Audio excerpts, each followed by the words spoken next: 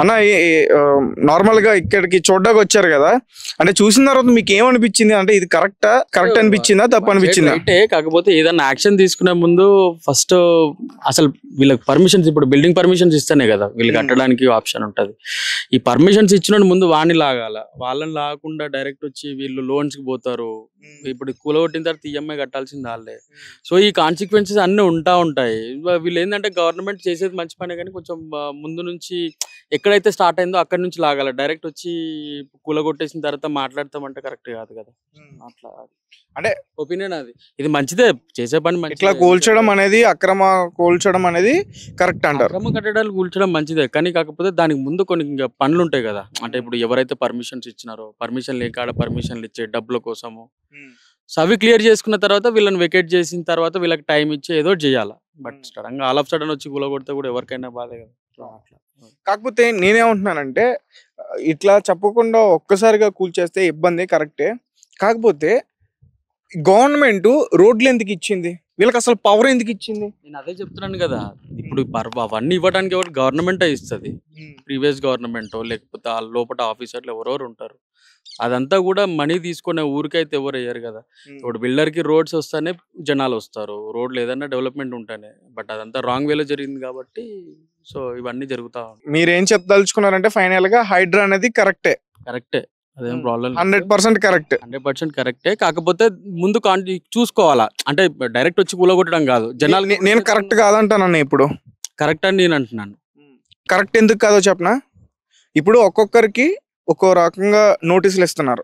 ఒకరికి 30 రోజులు ఇస్తున్నారు, ఒకరు 15 రోజులు ఇస్తున్నారు, ఒక్కరికి చెప్పకుండా కూల్చేస్తున్నారు. నేను అనేది ఇమీడియట్ గా అర్ధగంటలు వచ్చేసి ఏమి ఇన్ఫర్మేషన్ లేకుండా వచ్చే వాళ్ళకి నేను మాట్లాడుతున్నా. నెల 2 నెలలు సంవత్సరం కింద వచ్చిన వాళ్ళకి వాళ్ళకి ఒక ప్రియర్ గా ఇన్ఫర్మేషన్ ఉన్నాయి. బట్ ఆల్ ఆఫ్ సడన్ వచ్చి కూలగొట్టే వాళ్ళ గురించి నేను మాట్లాడు. నమస్తే అన్న. నమస్తే అండి. మీ పేరు? గిరీష్ చంద్రరాజు.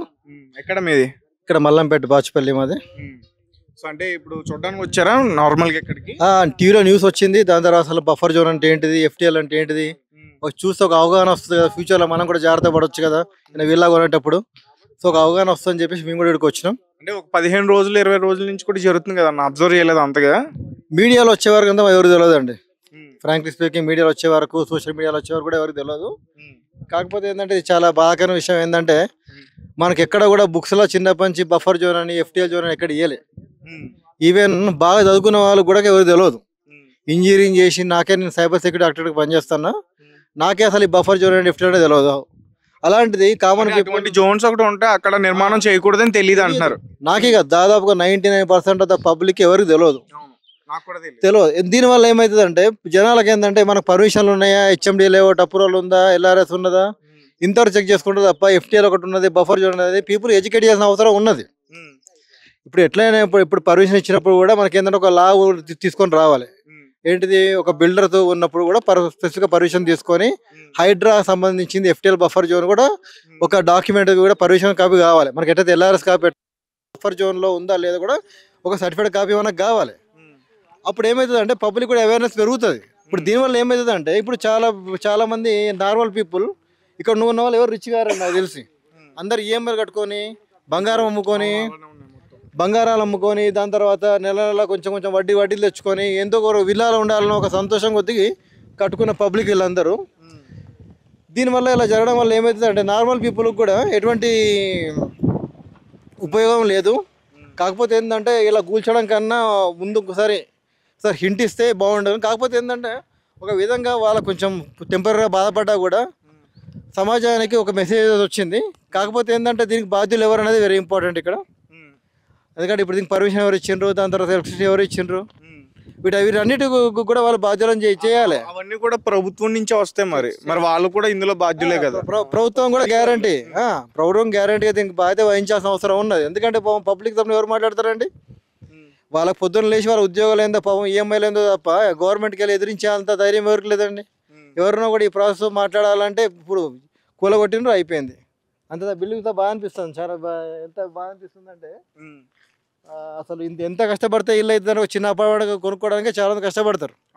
అట్లాంటిది ఇల్లు కొనాలంటే వాళ్ళు ఈ తాత ముత్తాత సంపాదించిన ఆస్తులమ్ము, అదమ్ము ఇదమ్ము, పాపం నాన్న కష్టాలు పడి ఇలా చేయడం వల్ల ఏమైతే, ఏదైనా డబ్బులు ఎవరికి ఊరికే రావు, ఎవరైనా కష్టంతోనే కడతారు. కష్టంతోనే కట్టడం. ఇక కష్టంతో కావడం దానివల్ల ఏమవుతుందంటే ఇప్పుడు వాళ్ళకి ఇంకోసారి ఇంకా జీవితంలో వేరే ఆప్షన్ లేదు. ఎందుకంటే ఇల్లు అనేది జీవితంలో ఒకటిసారి కట్టుకుంటారు, అది కూడా మొత్తం ఉన్న సేవింగ్స్ అన్ని కూడా ఖర్చు పెట్టుకొని కొనుక్కుంటారు. ఇప్పుడు వాళ్ళకి అవకాశం లేదు. ఇప్పుడు ఏమవుతుంది, ఇప్పుడు వాళ్ళకు పబ్లిక్కు ఒక భయం, అరే మరి ఇంకా ఇప్పుడు ఏడ కట్టుకుందామని తెలియదు, బఫర్ జోన్ అనేది తెలియదు. ఒక సాఫ్ట్వేర్ ఉండాలండి, ఆ సర్వే నెంబర్ కొడితే పలానా బఫర్ జోన్లో ఉందా లేదా అని ఇప్పటికైనా గవర్నమెంట్ ఒక అవేర్నెస్ తీసుకొని రావాలి. ఒక సర్వే నెంబర్ తీసుకొని వచ్చి ఒక ఏరియా ప్రకారంగా మన బాచుపల్లి ఏరియా, మల్లంపేట ఏరియా పలానా సర్వే నెంబర్లో ఉన్నట్టయితే అది బఫర్ జోన్కి వస్తుందా లేదా నాన్ బఫర్ జోన్ కోసం ఒక సాఫ్ట్వేర్ రావాలి. అప్పుడు పబ్లిక్ కూడా అవేర్నెస్ దొరుకుతుంది అనమాట. సో ఇలాంటి ఎడ్యుకేట్ కూడా చేయాలి పబ్లిక్కి. కాకపోతే వీటి వారి మాత్రం గవర్నమెంట్ ఇచ్చిన మిస్టేక్ కాబట్టి గవర్నమెంట్ నష్టపరిహారం చెల్లించాలి. కానీ అన్న ఇక్కడ చూసుకుంటే ప్రతి కుటుంబానికి, ప్రతి ఫ్యామిలీ, ఎవరి ఫ్యామిలీ అయినా సరే ఒక ఇల్లు అనేది ఒక కళ. ఒక మంచి ఇల్లు కట్టుకోవాలి, అందులో ఉండాలి, సొంత ఇల్లు కట్టుకోవాలి, సొంత ఇంట్లో ఉండాలి. చాలామంది కూడా ఈ రకంగానే ఆలోచిస్తారు. ముఖ్యంగా మధ్యతరగతి పీపుల్స్ ఎవరైతే ఉన్నారో వాళ్ళు ఈ రకంగానే ఆలోచిస్తారు. కానీ ఇక్కడ చూసుకుంటే ఈఎంఐలు పెట్టి, లోన్స్ పెట్టి, లేకపోతే అప్పు చేసే మీరు అన్నట్టు అట్లా తెచ్చుకొని ఇక్కడ ఇల్లులు కట్టుకుంటున్నారు. మరి అలాంటి వాళ్ళకి ఎటువంటి నోటీసులు ఇవ్వకుండా కూల్చేయడం కరెక్ట్ కాదా?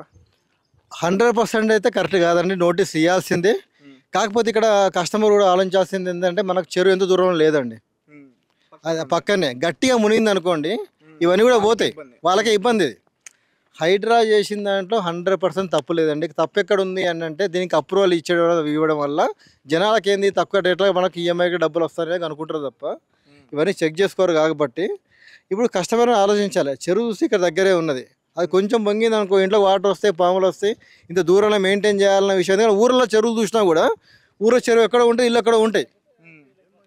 అదే కాన్సెప్ట్ వాళ్ళు కూడా ఇంప్లిమెంట్ చేసుకోవాలి, వాళ్ళకు కూడా అవేర్నెస్ రావాలని. ఇవన్నీ కూడా ఎవరు చెప్పరు. కాకపోతే ఏంటంటే నేను అన్నట్టుగా ఒక సాఫ్ట్వేర్ అయితే ఉండాలి, ఇది బఫర్ జోన్లోకి వస్తుందా లేదా ఒక సాఫ్ట్వేర్ ఉండాలి.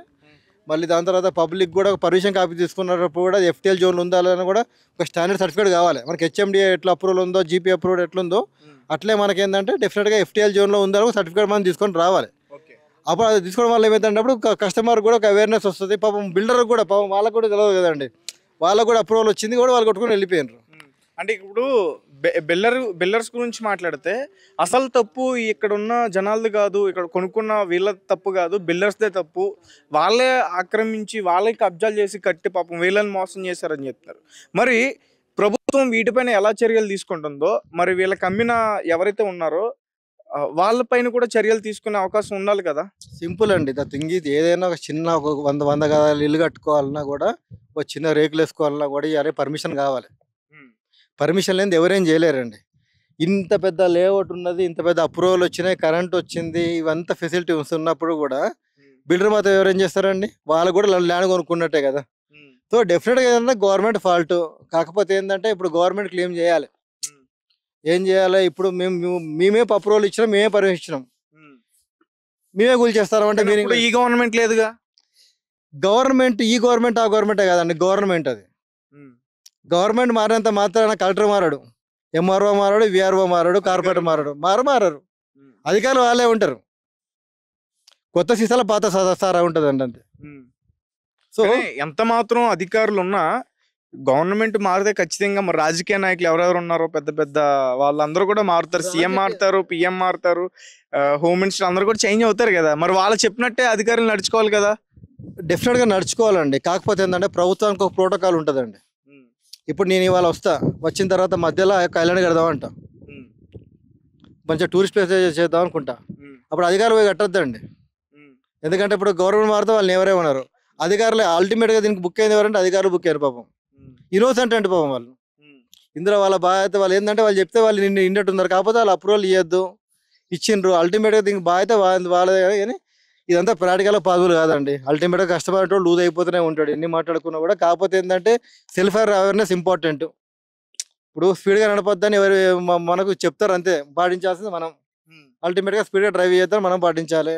ఇక్కడ ఎదురుగా చెరువు కనబడుతుంది కానీ సీ వ్యూ అని చెప్పేసి, దాని తర్వాత రివర్ వ్యూ అని చెప్పేసి, లేదా పాండ్ వ్యూ అని చెప్పేసి బిల్డర్లు అమ్ముతారు. సహజం. లేక్ వ్యూ అని అమ్ముతారు, సహజం. కాకపోతే మనకి అవేర్నెస్ వల్ల పక్కనే లేక్ ఉన్నది, ఎక్కడో లేక్ లేదు. అది ఇక్కడ ఇద్దరు కూడా మిస్టేకే ఉందండి, ఫాల్ట్. అల్టిమేట్గా customer need to be loss అనమాట. దీనికి ఎవరు కూడా వీళ్ళకి నష్టపరం అంటే ఏమి రాదండి నాకు తెలుసు. ఫైనల్ గా మీరు ఏం చెప్తారు ఈ హైడ్రా గురించి? ఇక్కడ జరిగిన ఇష్యూ వదిలేసండి, హైడ్రా గురించి ఏం చెప్తారు? హైడ్రా అనే ఒక కమిషన్ వచ్చింది కదా. హైడ్రా అనేది చాలా మంచి ఇనిషియేటివ్ అండి. చాలా మంచి ఇనిషియేటివ్ అది. అది రావడం వల్ల ఎన్నో చెరువులు మనం చూస్తాం. బాబులకా పేదవాళ్ళకా చాలా ఇనిషియేటివ్ ఇది అందరికండి. ఎందుకంటే ఇప్పుడు ఇప్పుడు పెద్దవాళ్ళని చూసి చిన్నవాళ్ళు నేర్చుకుంటారు ఎప్పుడైనా.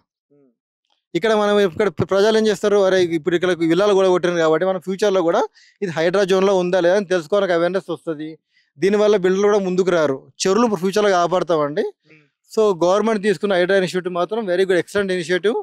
ఫ్యూచర్లో మానవ మనగడ ఉంటుంది. కానీ కొంతమంది అంటే నిన్న బోరబండలో ఒక ఇష్యూ జరిగింది. ఒక ఫ్యామిలీ బయటకు వచ్చి ఆత్మహత్య చేసుకోవడానికి కూడా ప్రయత్నించారు, కిరోసిన్ పోసుకుని, పెట్రోల్ పోసుకుని. మరి అటువంటి వాళ్ళ పరిస్థితి ఏంటి? అది ఏంటంటే ఇప్పుడు జనరల్ గానే దానికి ఎవరేం చేయలేరండి. హ్యూమన్ నేచర్, అది సైకలాజికల్. ఇప్పుడు ఇల్లు లేకపోతే మరి ఇంకెక్కడ ఉంటారన్న? అదే డెఫినెట్ గా ఇప్పుడు హ్యూమన్ నేచర్. ఇప్పుడు వాళ్ళు ఏం చేస్తారు, వాళ్ళకి వేరే ఆల్టర్నేట్ లేదు. కాకపోతే ఆధారపడితే లా ప్రకారం పోవాలంటే ఏంటంటే ఇప్పుడు వాళ్ళకు మీద పోసుకున్నా ఏం చేసుకున్నా కూడా పబ్లిక్ ఏమర్థమవుతుంది, అరే వాళ్ళు అనాథరైన కట్టినరు, ఆథరైన వాళ్ళు అనకపోవు కదా. కాకపోతే ఏంటంటే నేను ఇంతమంది చెప్పినట్టుగా అల్టిమేట్గా ఏంటంటే అట్లా అప్రూవల్ ఇవ్వద్దండి first of all. So absolutely ఎవరైతే ఈ పర్మిషన్స్ ఇచ్చిండ్రో జరుగుతుంది. అలా నష్టపోయిన వాళ్ళు వీళ్ళందరూనా? హైదరాబాద్ లో లక్షలాది మందికి న్యాయం జరగాలంటే వందలాది ఇల్లులు కూల్చాలా? వందలాది ఇల్లు కూర్చున్న సమస్య కాదండి. అలాగే ఉందన్న. లేదండి ఇప్పుడు లేదండి, ఇది అన్అఫిషియల్ కాదండి. ఇది అఫిషియల్. ఎందుకు అన్అఫిషియల్ అవుతుందండి?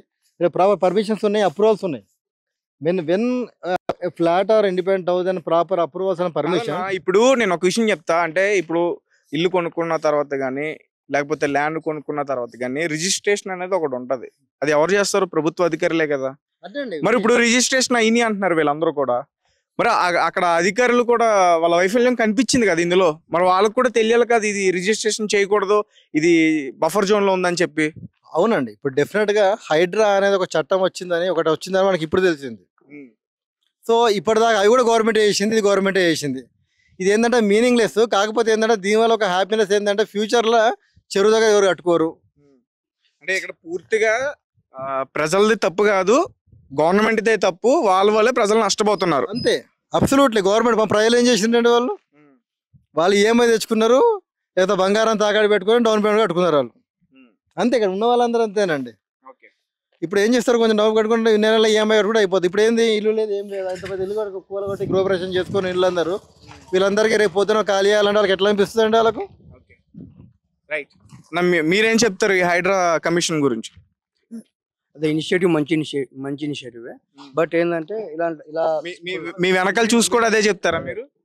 ఇనిషియేటివ్ మంచి. ఒకసారి మీ వెనకాల చూసాను. బట్ ఏంటంటే అంటే ఎఫెక్ట్ అయిన పీపుల్ ఉంటారు కదా, కొంతమంది పూర్ పీపుల్, ఇలాంటి మిడిల్ క్లాస్ పీపుల్, వాళ్ళకి ఏమైనా కంపన్సేషన్ ఒకటి ఏమన్నా గవర్నమెంట్ తరఫున ఏమన్నా లేదా బ్యాంక్ తరఫున కానీ ఏమన్నా ఇనిషియేట్ చేస్తే that will be a good thing అండి. చాలా మంది సామాన్యులు ఇబ్బంది పడుతున్నారన్న రోడ్ల మీదకి వచ్చేసి.